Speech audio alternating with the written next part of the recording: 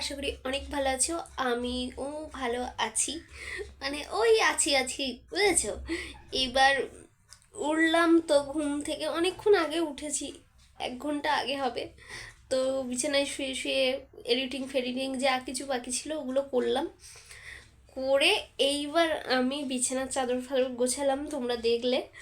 এইবার ব্রাশ করব, তো চলো ব্রাশটা করি। আর আজকে আমি তোমাদের সাথে শেয়ার করব সারা দিনের একটা ছোট্ট জার্নি। তো চলো ভিডিওটা স্টার্ট করি।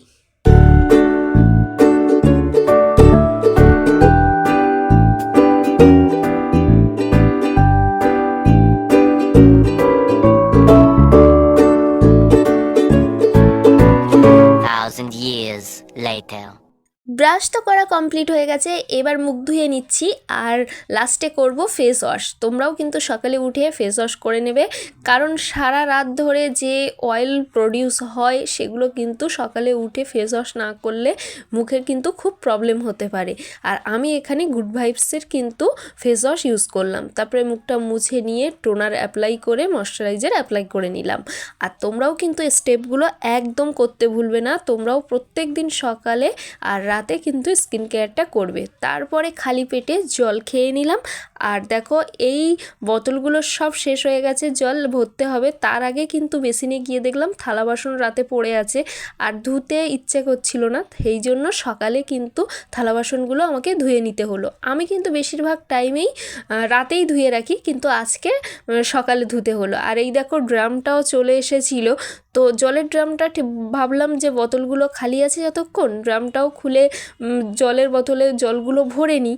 তো আমরা এখানে কিন্তু এই পাম্পটা ইউজ করি, তোমরাও চাইলে করতে পারো। আমি কিন্তু অ্যামাজন থেকে কিনেছিলাম, তোমাদেরকে ট্যাগ প্রোডাক্টে দিয়ে দেবো। আর দেখো জলগুলো ভরে নিচ্ছি একে একে। আর আমার তো জল ভরতে প্রচণ্ড কষ্ট হয়, মনে হয় যে এতক্ষণ ধরে বসে বসে জল ভরবো, কিন্তু অগত্যা আমাকেই তো ভরতে হবে। যতই কষ্ট হোক সব কাজ তো তোমাকেই করতে হবে, তো তোমার কষ্ট পেয়ে কোনো লাভ নেই। তো আর আমি যে কাজ করব সেই কাজে ভুল হবে না এরকম কখনো হয় না। দেখো জল ভরতে গিয়ে কত জল ফেলে দিয়েছি। এবার হচ্ছে যা যা মাসের গ্রসারিগুলো এসেছে ফ্লিপকার্ট থেকে, কালই এসেছিলো, আমি আর গোছাইনি। আজকে সেগুলো কিন্তু অবশ্যই গোছাতে হবে, না হলে ব্যাগে ওইভাবে একদম জাম হয়ে আছে।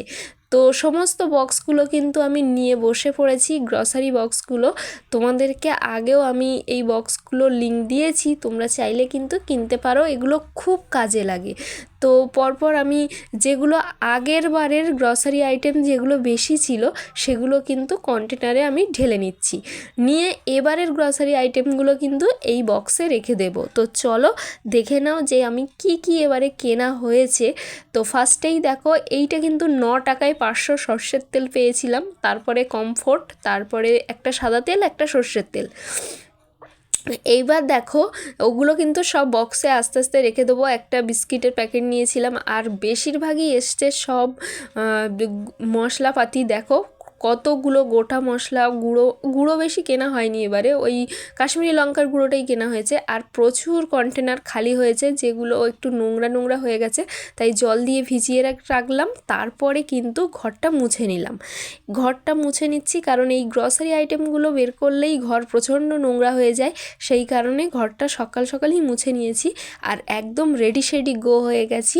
এবার যাব একটু বাজারে, পুরো একদম গড়িয়া বাজার যাব না, আমাদের কাছেই একটা ছোট্ট বাজার আছে, ওখানেই যাব, সেই জন্য রেডি হয়ে নিয়েছি। আর দেখো এখানে একদম জায়গা ফাঁকা নেই, চারিদিকে শুধু বাড়ি আর বাড়ি। আর এই দেখো আমি কিন্তু দোকানে এসেও গেছি। আর এই যে কাকুটাকে দেখছো খুবই ভালো, আর এখান থেকেই আমি ডিমগুলো নিই, কারণ ডিমগুলো বেশ বড় বড়ও দেয়। আর এখানে দেখো পেঁয়াজ, একটা রসুনের দাম নিয়েছে 18 টাকা, আর 15টা ডিম নিয়েছি 100 টাকা, আর এদিকে 500 পেঁয়াজ নিয়েছি 40 টাকা, আর 2টো টক দই নিয়েছি। কিছুক্ষণ আগেই ঘরে এসেছি, আর এই টক দই এনেছি, তোমরা তখন দেখলে যে টক দই নিলাম। তো এই টক দইটা দিয়ে আর চিড়ে দিয়ে খাবো। সকাল থেকে তোমরা দেখেছো এখনো পর্যন্ত কিছু খাওয়া হয়নি, তো চিড়ে আর টক দইটা খাবো, খেয়ে রান্না বসাবো। আজকে আর একদম পড়াশুনো হবে না, বইগুলো গোছাতে হবে, বইগুলো গোছাবো। তা আগে রান্নাটা চাপাই, অনেক বেলা হয়ে গেছে। এখন ডিমগুলো নিয়ে যাচ্ছি, ডিমগুলো সেদ্ধ দেবো ফার্স্টে, মানে খাওয়ার আগেও খেতে খেতে তবু ডিমগুলো সেদ্ধ হয়ে যাবে, তাহলে তাড়াতাড়ি রান্নাটা বসাতে পারবো। ওই জন্য আগে ডিমগুলো সেদ্ধ দিয়ে বসিয়ে তারপরে খাবো। চলো।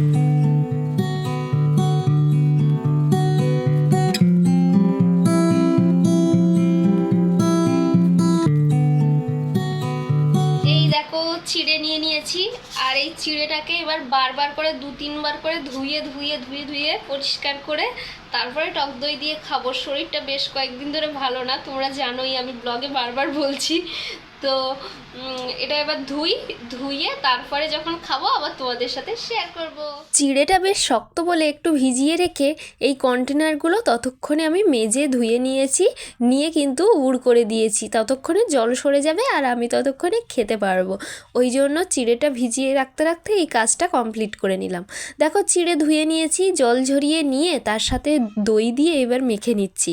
আর এটা না খেতে অসাধারণ ছিল। চিড়ে দই খেলে যে পেট ঠান্ডা হয় শুনেছি, এটা কিন্তু একদম বাস্তব। তারপরে খাওয়া দাওয়া কমপ্লিট করে শাক কুটতে বসে গেলাম। আর এই শাক কুটতে গেলে আমার আরও একদম বিরক্ত লাগে, কারণ একদম কুচি কুচি করে করতে হয়, আর আমি অতটাও পারি না। এইবার রান্না বসিয়ে দেবো, সর্ষের তেল দিয়েই শাক ভাজাটা করা হবে। আর ওর মধ্যে কালো জিরে দিয়ে দিয়েছি, আর কাঁচা লঙ্কার বেশি করে রসুন কুচি দিয়েছি, দিয়ে এবার শাকগুলো কিন্তু ওর মধ্যে দিয়ে দেবো। রসুন কুচিটা লাল লাল হয়ে গেলে কলমি শাকটা ওর ওপরে দিয়ে দিলাম, নুন হলুদ আর সামান্য চিনি দিয়ে একদম ভাজতে বসিয়ে দিয়েছি। আর সেই ফাঁকে কিন্তু আমি ডিমগুলোকে ছাড়িয়ে নিচ্ছি। আর ডিম ছাড়াতে মনে হচ্ছিল যদি একটা ডিম খেতে পারতাম, কিন্তু ডিম তো আমি খেতে পারবো না। এদিকে ডিমগুলো আমি দুভাগ করে নিচ্ছিলাম, আজকে একটু অন্য প্রসেসে রান্না করব। আর দেখো সব ডিমগুলো দুভাগ করা হয়ে গেছে, আর শাক ভাজাটাও এর মধ্যে কিন্তু একদম কমপ্লিট হয়ে গেছে। সর্ষের তেলেই আমি ডিমগুলো ভেজে নেব। আর দেখো ততক্ষণে কিন্তু আমি পেঁয়াজ ঘষে নেব। এই রান্নাটা পেঁয়াজ আর টমেটো ঘষে দিয়েই হবে, আর আদা রসুন বাটা কিন্তু দেব না। আর দেখো চোখ এত পরিমাণে জ্বলছিল কি বলবো, পেঁয়াজ কুটতে গেলে আমার এরকম হয়। আর এই রান্নাটা কিভাবে করছি এর একটা ফুল ভিডিও আমি খুব তাড়াতাড়ি তোমাদের সাথে শেয়ার করব। রান্নাবান্না হয়ে গেলে কার্তিক দার জন্য তরকারি তুলে দেব। ওনার শ্বশুর মারা গেছে, বৌদি 13 দিন করছে, সেই কারণে আমার এখান থেকেই খাওয়া দাওয়া করে। আজ প্রায় 10 দিন হলো আমি ওদের জন্য রান্না করছি।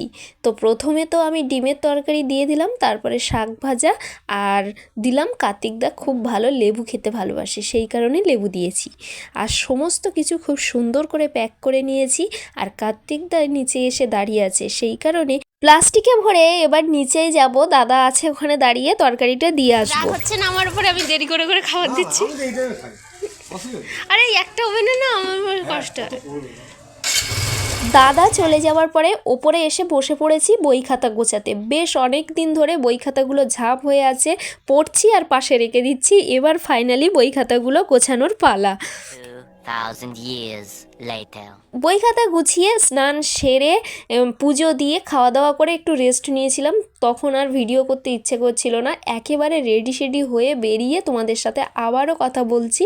তো আমি এখন যাব বৌদির জন্য একটু, ওনার বাবার কাজ আছে বলে একটা কুর্তি দেব, সেই কারণে কুর্তি কিনতে গেছিলাম, আর সেখান থেকে আমি পড়াতে চলে গেছিলাম। তো এটাই ছিল আজকে ব্লগ। ভালো লাগলে প্লিজ লাইক করো, শেয়ার করো, কমেন্ট করো।